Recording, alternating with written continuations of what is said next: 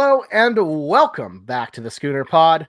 I'm Bobby Howard. With me today, we've got Jameson Maxwell, and this is yet another edition of the Sooner Fans Visitor Guide to the SEC.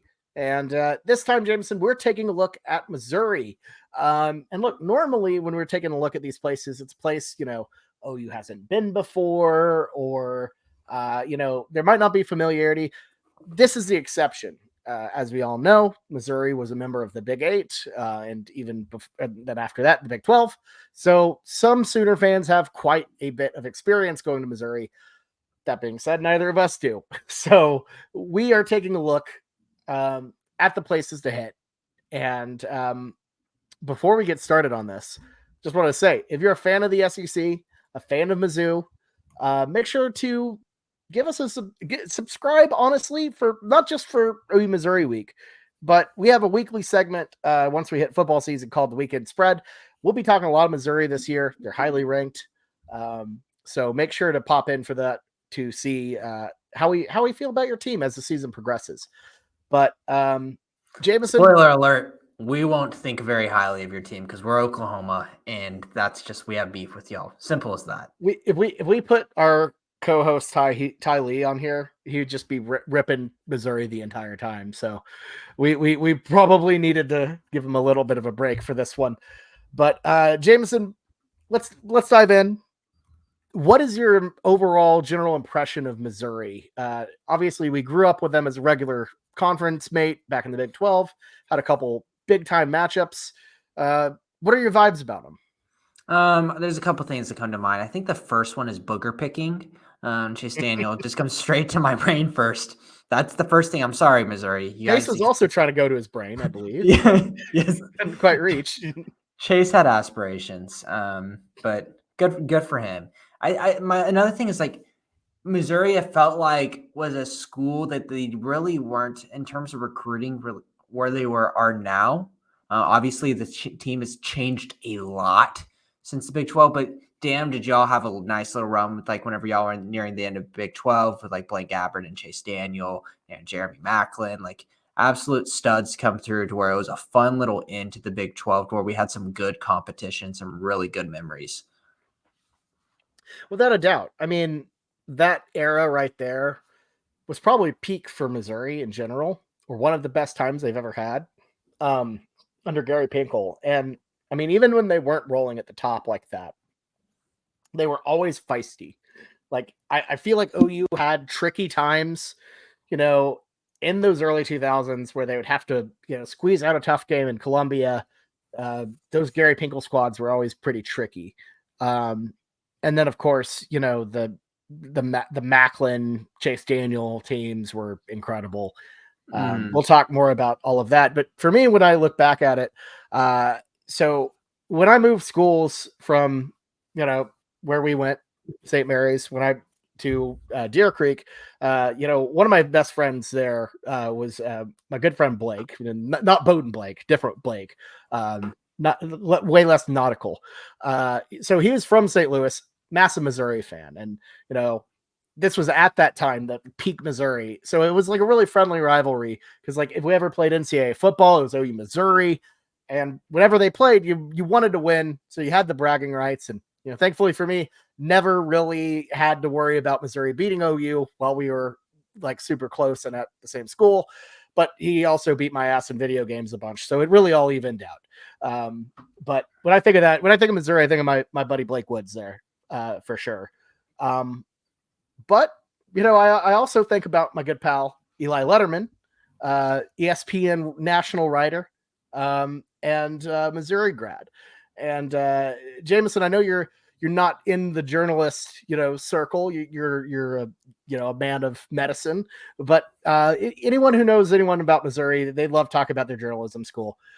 Eli, proud Mizzou grad, to say the least. And I had to ask him about a couple things about Missouri and about OU, because he has a very unique read on this situation. Obviously went to Missouri, but, was on the OU beat for a couple years as well, with the Tulsa World and otherwise.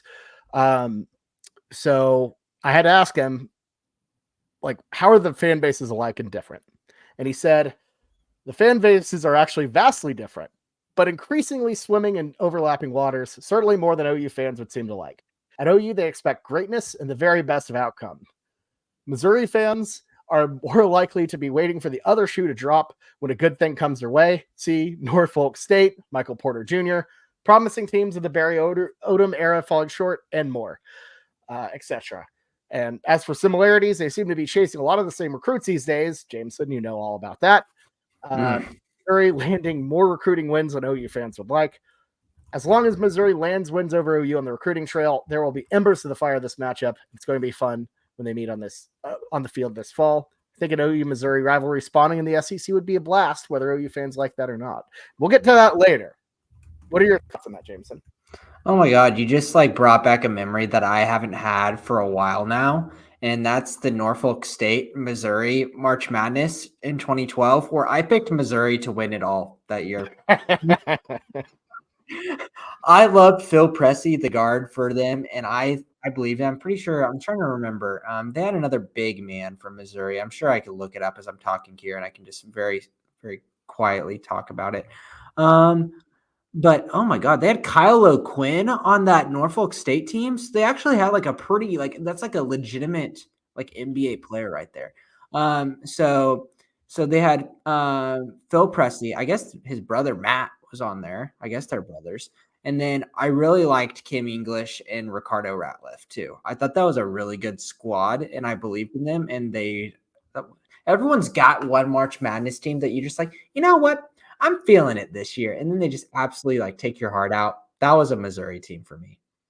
Yeah, that was, I remember that well. So I remember that happening, but now I remember you picking it and just the group text blowing up about it, just reveling in your like your bracket being lit on fire day one. Yep. Oh, Yeah, that was great. that's what makes March Madness great. But so thanks for a wonderful memory, Missouri. But yeah, I from what I see from the outside, the fans do seem different right now because like our histories are different. So that makes sense what Eli is saying. But we're like you said, we are very similar into what we are trying to go after in the now. Our histories are different, but our now aspirations are very similar to where it's creating a lot of conflict, and it's going to be a fun matchup, even though Sooner fans as a whole, whenever this SEC schedule was released and we knew that we were going to be playing 4 road games, one of them being Missouri, it was kind of like, I'm disappointed in that because, I wanted to see all 4 new teams that we hadn't seen in the Big 12. But in actuality, this needed to happen because of all of the offseason drama, Caden Green, and all of the recruits that they've been taking from us. It's happening every year. It's already happened again this year. Another offensive line, defensive linemen in the past. I'm not going to name their names, no one airy, but I can go ahead and just move on from that. There's a lot of anger and off the field stuff that I think it finally needs to come together on the field. A very much needed game. Yeah, I agree. And we'll talk a little bit more about the rivalry stuff later because there's a lot to that. But one reason why it should happen, it's just flat out close. And we're going to talk about the travel logistics here. So it's probably the most drivable game on the schedule outside of Texas. 6 hours, 44 minutes from Norman to Columbia, even closer if you're coming from Oklahoma City or Tulsa. Really no reason to fly. You're kind of stuck between Kansas City and St. Louis, so no reason to do that. So driving is kind of the move here. Is it really that far from St. Louis though? I thought it was not too bad. I feel like it's like right in the middle of Missouri, like smack dab, like right in the middle. So like it's really not bad, but it's not like that good. Yeah, 2 hours is a toughie. So I mean, I would not tell anyone to fly to this location. This is an absolute driver no-brainer. Without a doubt.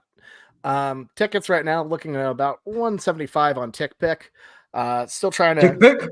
We'll see where that ends up as we get closer to game time. This is going to be a big one. Missouri doesn't like OU. I feel like the last time they hosted OU was a massive deal. This one might actually surpass that one. We'll see. But let's dive into Columbia, Missouri itself, which I will say, hand up, this is actually the one road game I'm not going to. I have previous obligations, as I can't pull this How one off. dare you not show up I to know. every single road game, Bobby? You know, you know how fall weddings can You be. gonna come to Social and tricky. Philadelphia for the Temple game Yeah, next year? yes, I am. I'm planning on it. I'm I absolutely. am as well. I'm legitimately planning on going to Temple next year. I really want to hit up Philly. They got chicken in Philly. Anyways, um, All right, let's talk back about. to Columbia.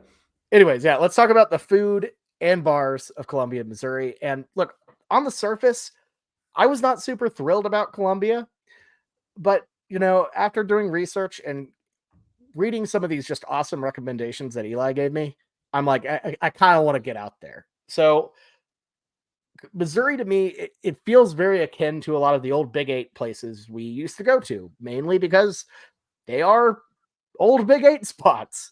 And Columbia feels very much in line with like a Lawrence and Ames, that sort of thing. And I mean that in the best of ways.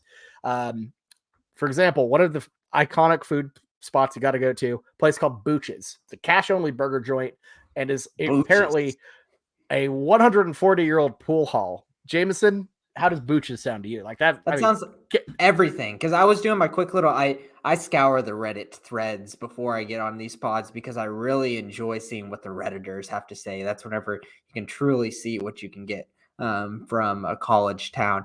A lot of people talking about Booches. You know, it's historic, it's highly sought after, and people say their burgers are big time.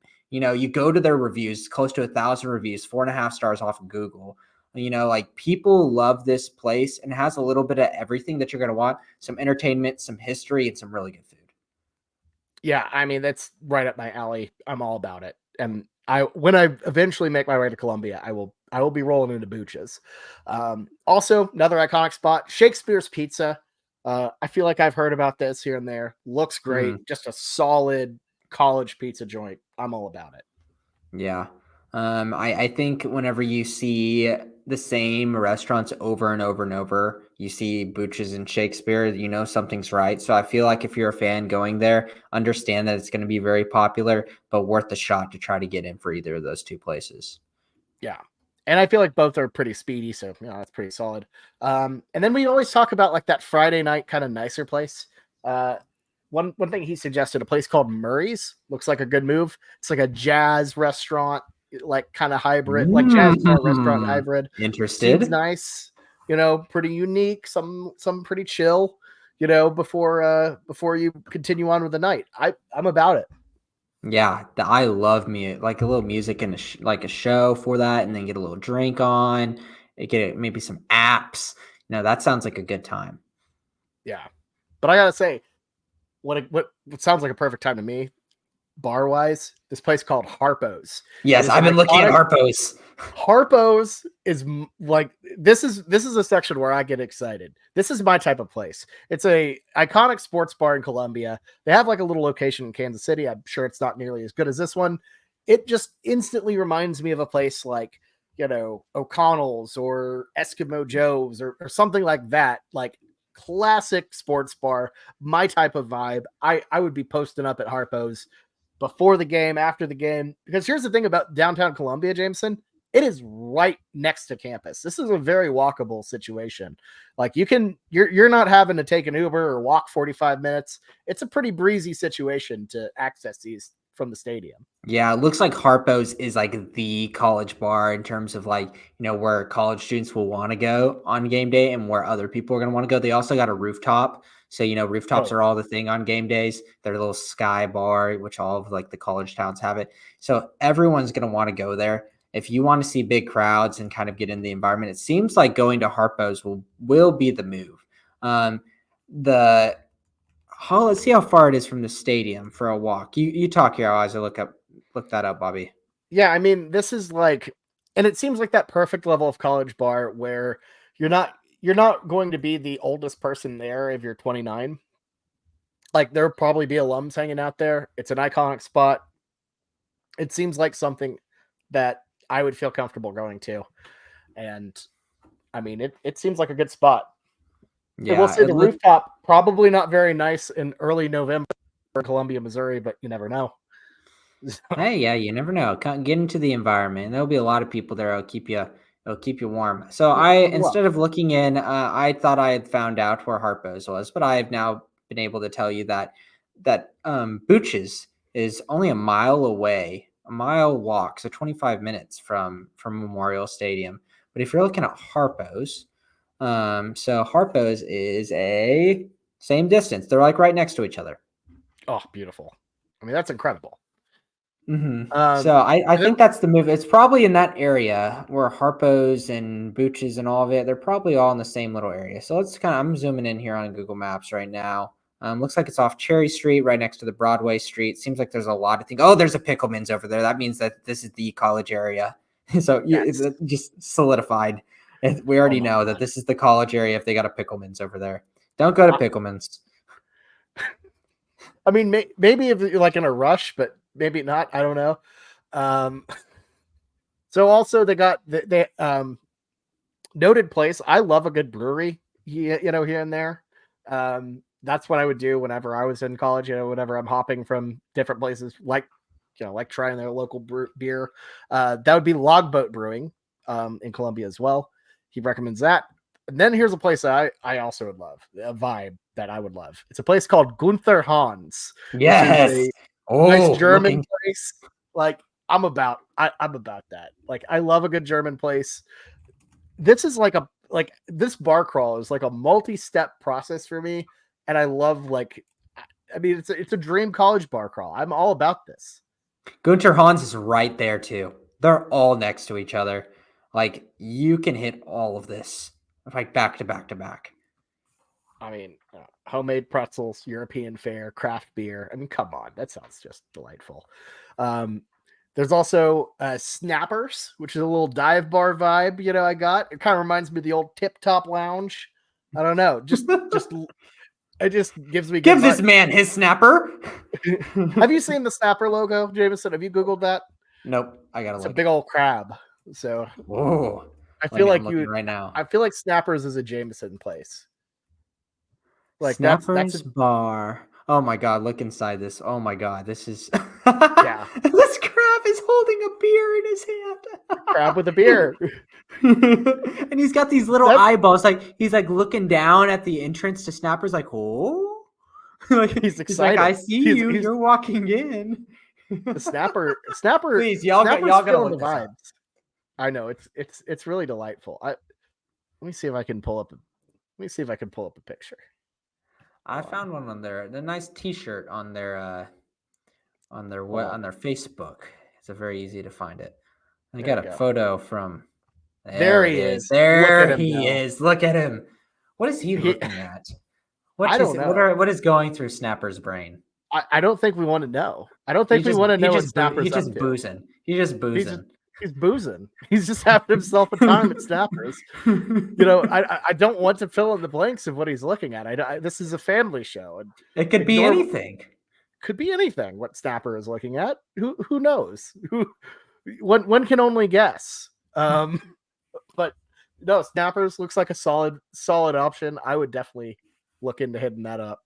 And then the last one, McNally's, which is a little Irish pub vibe, also kind of seems giving me a little like dive-ish sort of situation. Not really like a McNally's situation, but like I don't know, maybe a little skinnies-ish. I'm about it regardless. I think you exactly talked about what you want. You wanted a skinny like bar in Well, Libya. Eli nailed the recommendations. He just Mm-hmm.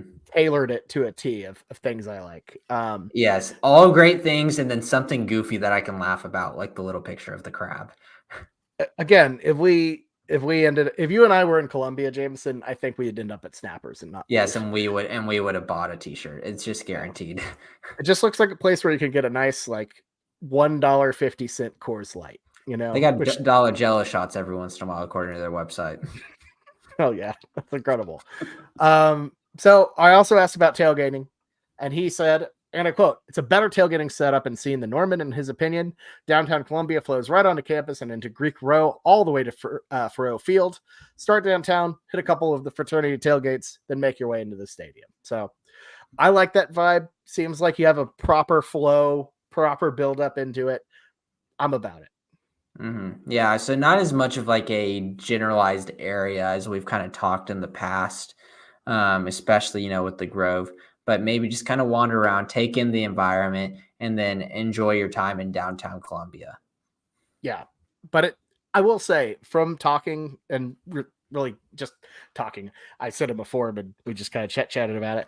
From what I understand about it, Faroe Field is not really those type of places where you want to get in there early. I know we've talked about Auburn, our LSU videos coming out later, where that's something you like want to make sure you're in there for.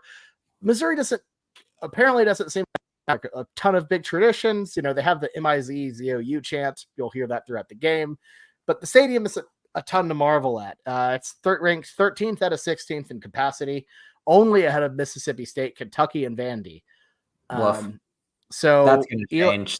That's not going to last for too much longer. There's too much money going around there with like the what is it, the Walmart dynasty having their toes in that.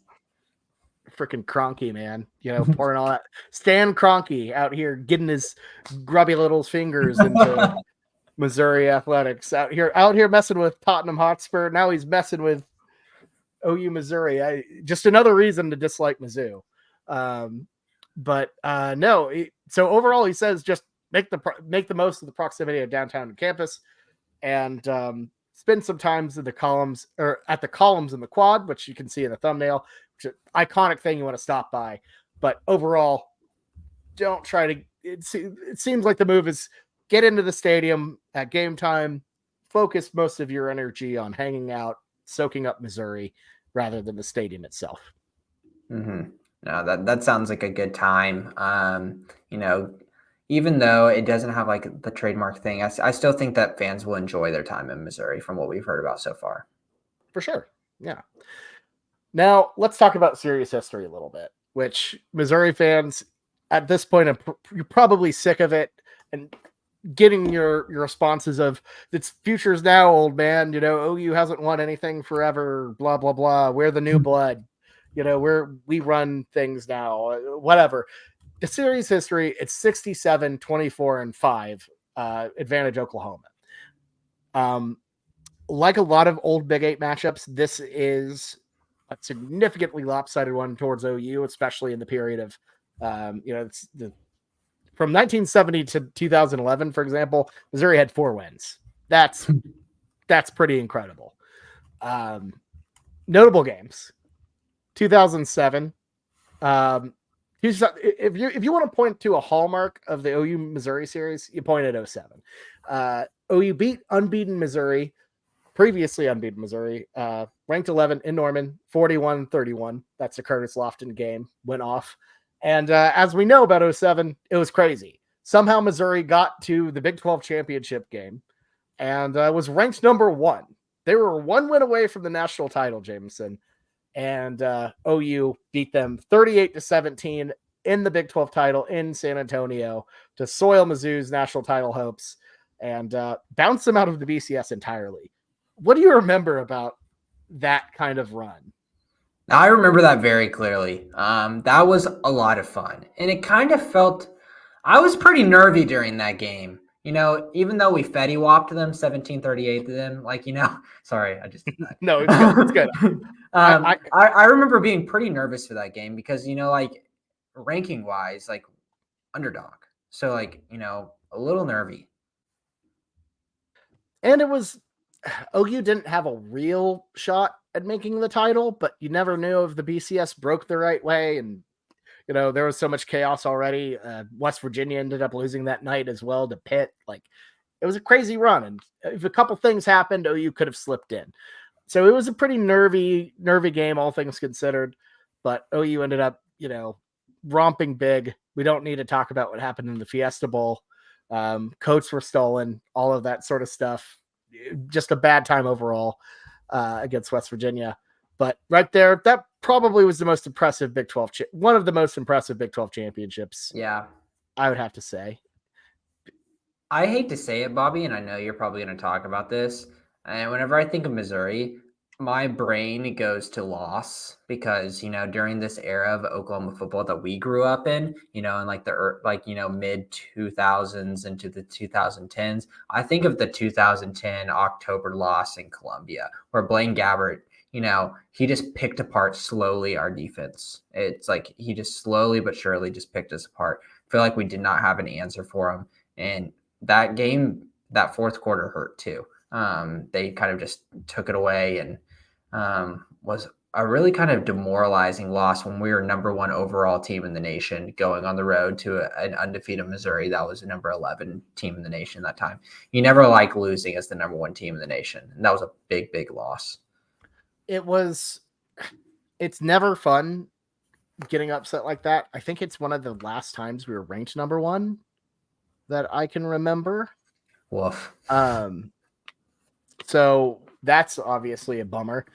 But I mean, it was the more anytime like your season officially like gets bucked like that, especially in the old BCS era where one loss can end your season effectively. It's just the worst. It was a winnable game. It was just one of those classic.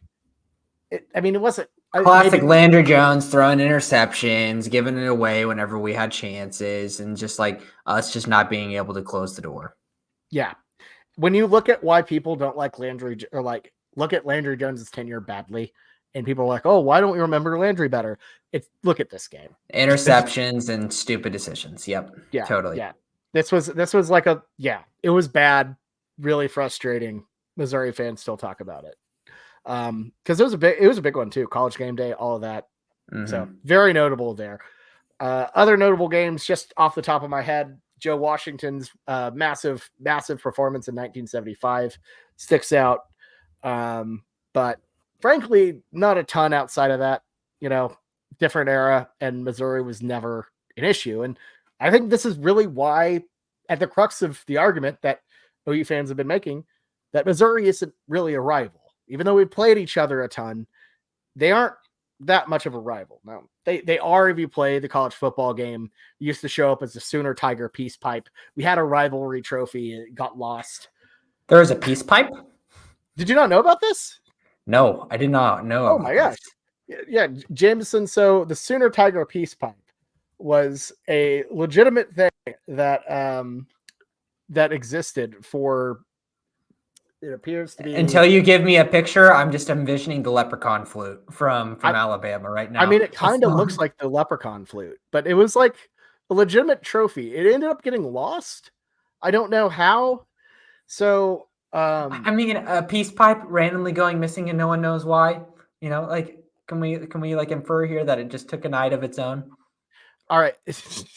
So apparently, an inscription on the peace pipe read, "The mythical 7 ceremonial tomahawk pipe." I guess this. I don't really know why they did this, but OU took essentially had it 19 times from 1940 to 1963, and OU gave it to Missouri in 1964 after a tie because they had it too many times. Peace pipe disappeared after 1975. OU's looked for the pipe, can't find it. Okay. But OU was the last team to have it. So somewhere in the 70s, OU lost the peace pipe. I really hope there's someone out there who knows they have the peace pipe and they're just keeping it. I really hope it's not one of those things that like is just junked out. That'd be a bummer. Yeah. I'm trying to see if I can find a photo of it because I couldn't find it. I couldn't. There's nowhere to be found. I'm not surprised about that based off the times. Oh well, I'll just envision the leprechaun flute. And someone's family is going to be like, this peace pipe has been passed down from generation to generation, from my father, from his father. The way I learned from my father. But apparently they would smoke it at halftime, which is really funny. But love that. Anyways, yeah, there's the sad thing about the Schooner Tiger peace pipe. They're not bringing that back.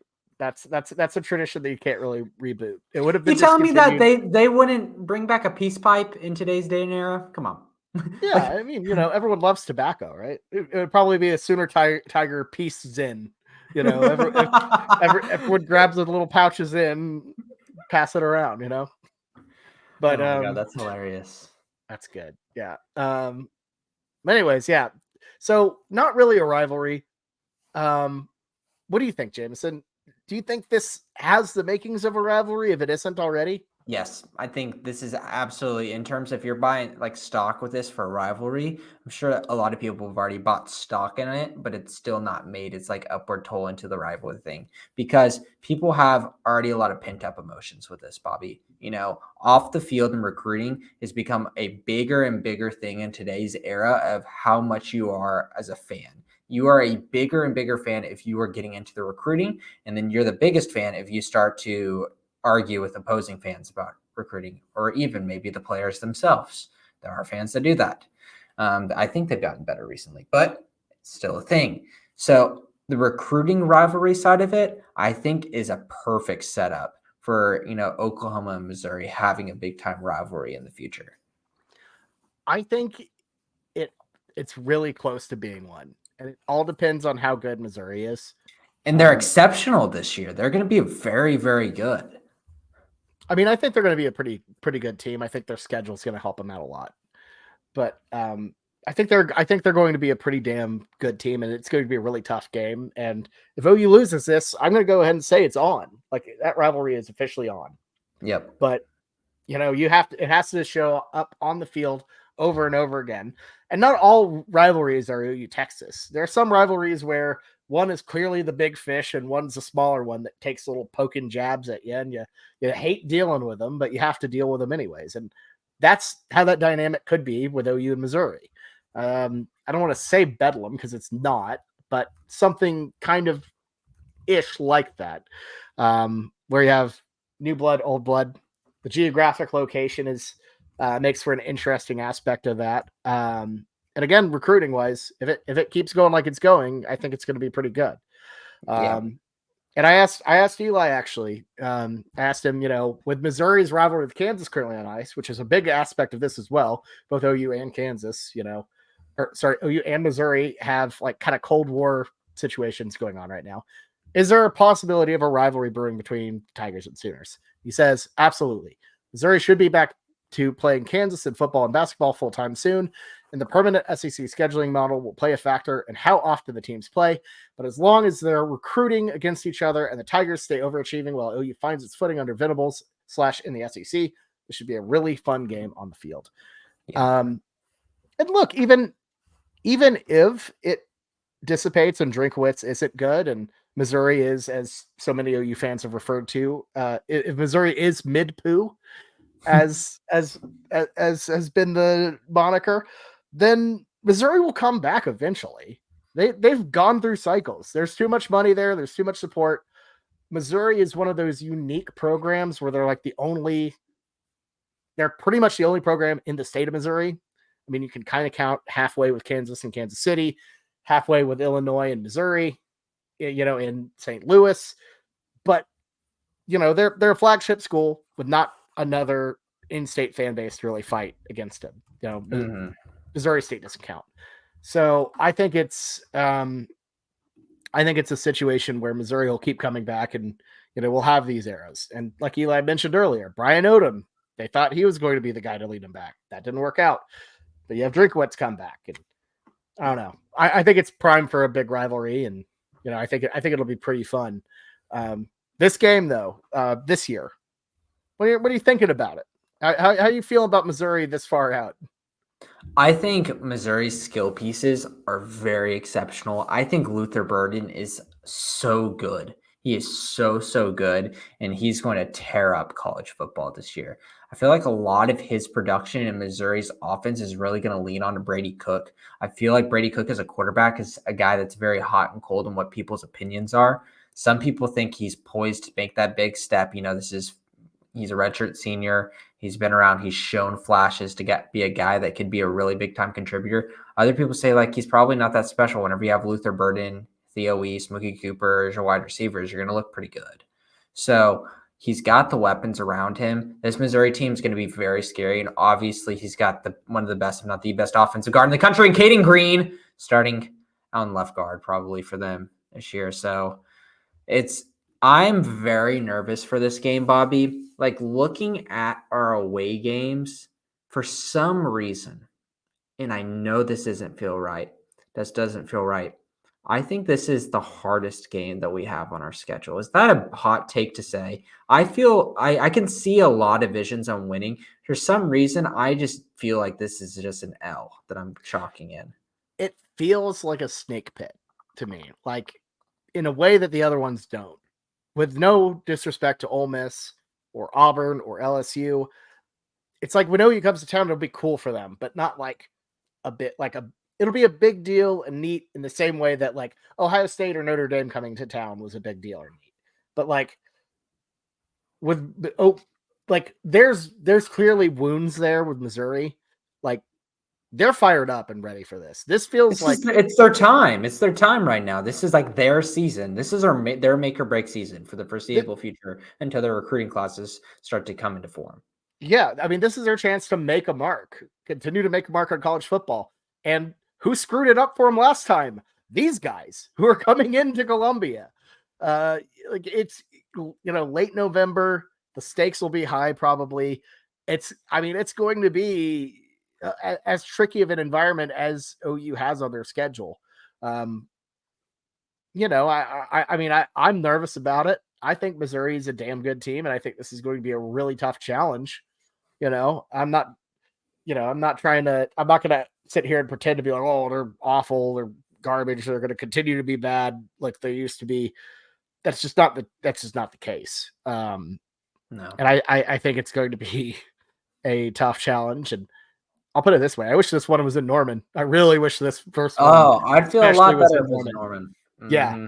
This is one where I feel like it for South Carolina. Yeah. We'll switch Columbia's. That's what we'll do. There you go. I'm fine. I will say South Carolina, they do have a good environment, but it'd be a little different, a little bit friendlier. I'm excited for that game. I think it's going to be very interesting. And I will say when I talk to OU fans about this game, they really talk about like, this is the one we want to win more than any of them. Like some people have said they want to win this one more than Alabama, which is wild. And that shows you the type of Oklahoma fans to talk to. These are the people that are ingrained in Oklahoma in their daily life. Every single day, Oklahoma football is in their life because of how much recruiting has impacted people's perspective of fandom. And I don't know if that makes it like a rivalry. But I think it does because it's a new era. It's I think it's a poor analogy, Bobby. But it's like you got to catch up with the way the world is working right now. And recruiting was always a big thing, but it's never been nationally televised, nationally put on Twitter. Hayes Fawcett has an edit for everything. And if Bowden Blake ever listens to this, which he won't, he's going to say, Hayes Fawcett. It's the same edit every time. It's these things are so readily available that everyone understands and knows recruiting now. And with the NIL, it just changes it to where recruiting is like you catch up with the world right now. Catch up. This is a rivalry because it's off the field. You can have an off the field rivalry in today's college football. It doesn't have to all be on the field. Catch up with the time. And I think that's a part of it. And I will say, I'm not going to call it a rivalry, but it's definitely beef. Oh, it's big time beef. A fan base that puts Caden Green's dad's business in like Yelp hell. It's like that's I think Missouri fans have a reason to hate us, and I take every part of that. I was not, and I think OU fans have reason to highly dislike Missouri. I think that's money bags. There's beef here. We'll see if it's long, like there's enough longevity for it to be an actual rivalry. And maybe I'm trying to save a little bit of my ass here because I'm worried that our own fan base will turn on us for calling it kind of a rivalry, but OU fans, I've seen it. They all lose their minds or it's not a rivalry. It's not a rivalry. Well, quit. They just need to catch up with the times. They need to quit because if there's any kind of beef with the other fan base, it is a rivalry. It's simple as that. And there will be beef with the players too. Guaranteed. A lot of these guys on this Oklahoma team are very familiar with the Missouri. Theo Weiss did not leave Oklahoma too pretty. He's out there. What was it he said? he said something like, "Ain't nobody give a damn about the Sooners," or something in It less was friendly something it was terms. something disrespectful. But, Yeah. like so, like, people are gonna have something to say about that. Luther Burden, former Oklahoma, commit for a long time, go to Missouri. He could have been the dude for us. Like, Hmm. he would have changed the outlook of this Oklahoma offense these past couple years would have been completely different with Luther Burden. That's how much I believe in him every single time I watch him. I think I say this like almost every year, Bobby. When we watch guys in college football, and then whenever we go into the draft, I kind of like prepare myself of who are like my guys. There are guys that make me say, wow, you bump up top of my list. It doesn't mean like film. It just means I'm casually watching and I say, wow. It's not the announcer said something. It's me just saying, oh my God, that dude is cooking. Luther Burden does that multiple times. He's a spectacle, without a doubt. Like, I think you'd be a fool, biased, blind to say anything otherwise. He is Mm-hmm. one of the best. One of the best. Probably, is he the best wide receiver in the SEC? Who am I missing? He's the best wide receiver in the country, in my opinion. Yeah, there you go. Exactly. Mm-hmm. He's damn good. Um, and I think this is going to be a big one, and OU has to find a way to win it. And if I have to put it on a beef scale, it's like an 8, maybe. Yeah, I think that's very Yeah, fair. So, like, we were kind of using, we talked about this in the LSU video, but like Texas being a 10, that is like the peak. There's nothing that's going to get higher than Texas beef.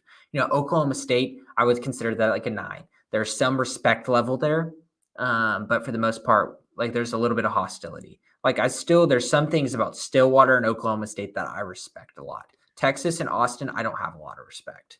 About Columbia and their football team and their culture over there, I don't have any respect for Drinkovitz and his goofy ass because he's just a weirdo. He's just a weirdo. And even Missouri fans, you can come at me for saying that, but y'all know deep down, like, this guy's a weirdo. I don't know what he's brewing. They're trying to do something. Drinkovitz is I'm honestly speechless. I don't even know how to describe him. If you know Drinkovitz, I don't need to say it into words. him jumping into his coach's arms after getting Williams Dewary, like, I don't like him. I'm gonna go ahead and say it. I really want to win this game. Mm-hmm. It's not a rivalry, but there are a few games on this schedule that would make me. It's like Texas. Actually, no, I take it back. A lot of these games would make me happy. I don't think there's a game on the schedule that would make me have more relief winning than Missouri. There's just so much at Really? stake. Even over Texas? Like yeah. I feel like Texas, it's jubilation, it's excitement, because you don't Yeah. know if you're gonna win. You can't take a Texas win for granted. And we And not to really say, need this momentum in terms of recruiting too for over Missouri. Like, just using Lamont Rogers, and we see this every single season, a big time 4-star, 5-star guy we're losing to Missouri. It'd be nice to have, that like, oh, we beat you kind of thing. yeah, like, yeah, because you can say, oh yeah, it has not shifted, nothing's changed. But like with OU Texas, like, you beat them, you're still gonna battle with them. You lose to them, you're still gonna battle with them. But like with Missouri, like that, I feel like that changes the tides, like of that specific thing. And yeah, I feel like I Missouri the is way like, the way Oklahoma's been playing, Bobby, I think you're exactly right. Like, these past couple seasons have been absolute disappointments for OU. I know you disagree with about last year, but in all, I think these have been disappointing seasons. And right now, our stock is low and we're very vulnerable. And if Missouri can capitalize when they're at a stock high situation and take advantage and beat us in this game, it's going to be hard. They're going to overtake us because recency bias in college football is all that matters. People don't care about these times whenever they played us in the Big 12 and that Oklahoma's a blue blood and Missouri doesn't have a storied history. Missouri has been doing well recently, and they've been building up their stock, and they've been recruiting well. They've been doing well in the portal. And if they beat us this year, I'm sorry, but Oklahoma's not going to be thought of as highly as Missouri in these next couple of years. yeah, no, I mean, you're totally right. It's a massive, because yeah, I mean, I'm just saying, if you find a way to beat Missouri and they get left out of the playoff, or Ooh. you lose to them and they make the playoff or they make the SEC championship, and that changes a lot. This is OU's chance to directly affect Missouri's trajectory, and OU's trajectory as a program. And I'm so mad they didn't put this as the Thanksgiving week game. Man, Yeah. could you imagine? Can you imagine if this was like a fight for like one of the at-large bids into the playoff, the 12 team, and you knew that both of us weren't making the SEC championship or something like that, but like we were both 3 lost teams and we could probably make it in as an at-large kind of thing. Man, that would be nice. That would be, if you're talking about relief, Bobby, that would have been next level. And I already know, like, I can't change it. I'm not going to harp on it too much, but man, I'm just really disappointed we didn't get that. Yeah, I think that's a missed opportunity. And I think some of that is because Missouri has their rivalry with Arkansas, the battle for whatever. I don't know. It's the battle line trophy. And like, no. Okay, give that up. Like A&M and LSU gave up their Thanksgiving rivalry because there's a better one. It should be Missouri. Let's be honest. It makes too much sense. So I don't know. It should be on Thanksgiving. It's not kind of garbage. It's not, but What are you gonna do? I think an 8 is very fair, Bobby.